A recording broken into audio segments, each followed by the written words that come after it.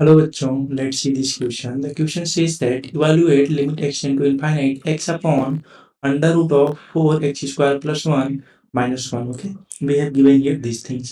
So let me discuss the key concept here, then we will proceed further for solving this problem.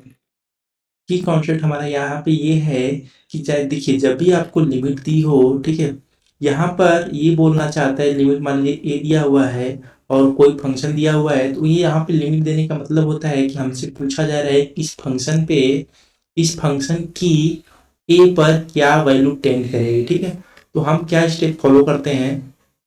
पहला, आप direct ये value put कर दीजिए। ठीक है, आप जैसे ही डायरेक्ट वैल्यू पुट करेंगे आपको दो स्टेप मिलेगी, या तो आपको वैलिड आंसर मिल जाएगा, ओके, और या फिर आपको इनवैलिड आंसर मिल जाएगा। इनवैलिड आंसर मीन्स कि ऐसी वैल्यू जो कि आप इवैल्यूएट नहीं कर सकते, जैसे इनफाइनाइट अपॉन इनफाइनाइट, 0/0 और एनी अदर इंडिटरमिनेट फॉर्म। ठीक है, तो जैसे ही आपको ये सारी वैल्यू मिलेंगी, आप क्या करेंगे, आप इसका वैल्यू आप डिफाइन नहीं कर सकते। वैल्यू मिल गई तो ठीक है, इनवैल्यू मिली तो आपको वहाँ पे ट्रिक आजमानी पड़ती है। वो क्या है, देखिए लिमिट में कुछ की कॉन्सेप्ट होते हैं, जैसे एल हॉस्पिटल रूल। ठीक है, एल हॉस्पिटल रूल में हम क्या करते हैं, वहाँ पे हमारा अगर एफ एक्स अपॉन जी एक्स है, तो हम अगर ये 0/0 इनफाइनाइट फॉर्म बन रहा है, तो हम इसको क्या करते हैं, एफ डैश एक्स अपॉन जी डैश एक्स लिख देते हैं। ठीक है, तो इससे ये प्रॉब्लम सॉल्व हो जाती है। एफ डैश एक्स मीन्स ऊपर का डिफरेंशियल ऊपर, नीचे का डिफरेंशियल नीचे।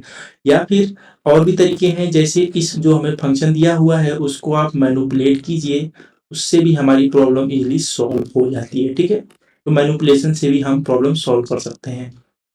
चलिए इस प्रॉब्लम को देखते हैं, जो हमें प्रॉब्लम दी हुई है इससे आपको ज़्यादा क्लियरिटी आएगी। यहाँ पे हमारे पास है limit x tend to infinite, okay, we have given here infinite, और हमारे पास है x upon under root of 4x square minus 1 and minus 1। Okay, so this is a question. अब देखिए मैं यहाँ पे आपसे क्या बोला, डायरेक्ट इनफाइनाइट रख रहा हूँ, infinite upon under root of 4 infinite square minus 1 that will be infinite, और माइनस 1 तो इनफाइनाइट ही टेंड करेगा।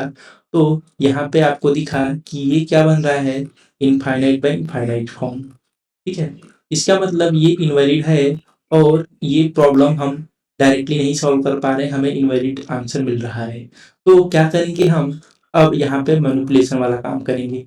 ठीक है, या फिर आप एल हॉस्पिटल रूल भी लगा सकते हैं। चलिए हम मैनिपुलेशन सॉल्व करते हैं। देखिए limit x tend to infinite हमारे पास है, मैं क्या किया, ऊपर x है, नीचे under root 4x square minus 1 में से x स्क्वायर कॉमन लूंगा, तो x स्क्वायर कॉमन लूंगा तो x बाहर आएगा, अंडर रूट से x बाहर आएगा, और अंडर रूट में क्या बचेगा, 4 माइनस 1/x स्क्वायर, ये बचेगा माइनस 1।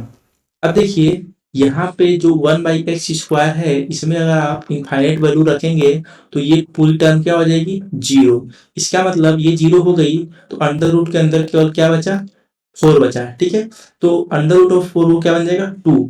तो हमारे पास लिमिट की वैल्यू क्या आ रही है, अगर मैं लिमिट लिखूं, limit x tend to infinite x upon, यहाँ क्या बचेगा, 2x माइनस 1। ओके, अब देखिए मैं क्या करने वाला हूँ, मैं फिर से यहाँ पे ऐसे लिख दूंगा x अपॉन, नीचे x कॉमन लूंगा, देखिए 2 माइनस 1/x बचेगा। ठीक है, ये x x कैंसिल हो जाएगा, और यहाँ पे आप फिर जो x की वैल्यू इनफाइनाइट रखेंगे तो ये पूरी टर्म क्या हो जाएगी, zero.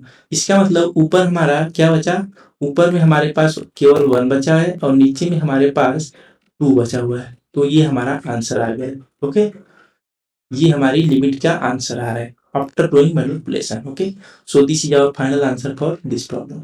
So I hope you understood well. Best of luck.